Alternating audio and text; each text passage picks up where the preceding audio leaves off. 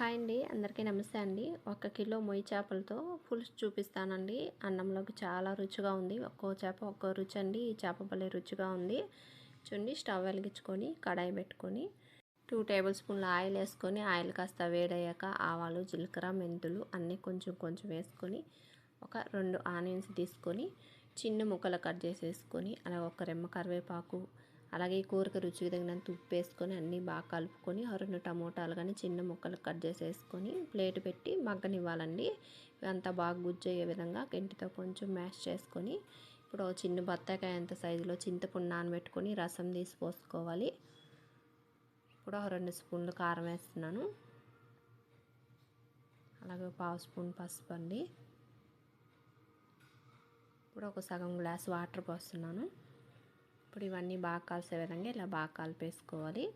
పైన ప్లేట్ పెట్టి ఈ పులుసుని మరగనివ్వాలండి. చూడండి, 1 కిలో మొయ్యి చేపలండి. శుభ్రంగా కడిగేసుకుని ఉప్పేసి కడుక్కొని ఇవన్నీ ఇప్పుడు ఈ పులుసులో వేసుకోవాలి. ఇవి సముద్రపు చేపలు కాబట్టి మనం పచ్చి మామిడికాయ ముక్కలు కానీ వేయనక్కర్లేదండి. ఇప్పుడు ఇవి మనం పులుసులో ఉండే విధంగా ఇలా సెట్ చేసుకోవాలి. పైన మూత పెట్టేసి పులుసు మీడియం ఫ్లేమ్లో ఒక 15 నిమిషాల సేపు ఉడికివ్వాలండి. మధ్యలో సరే ఇలా ప్లేట్ తీసుకొని గిన్నె పట్టుకొని కదిలించుకోవాలి. గెంటు పెట్టకూడదండి, చేపల ముక్కలు అంతా విరిగిపోతాయి.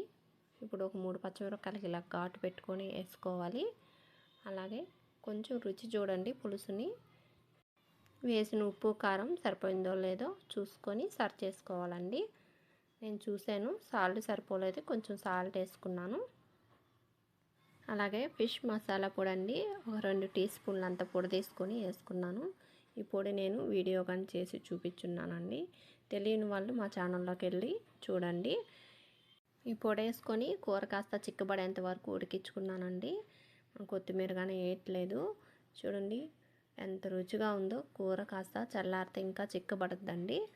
మీరు రైస్లో వేసుకొని తింటే ఇంక 2 ముద్దలు ఎక్కువే తింటారు, అంత బాగుంది.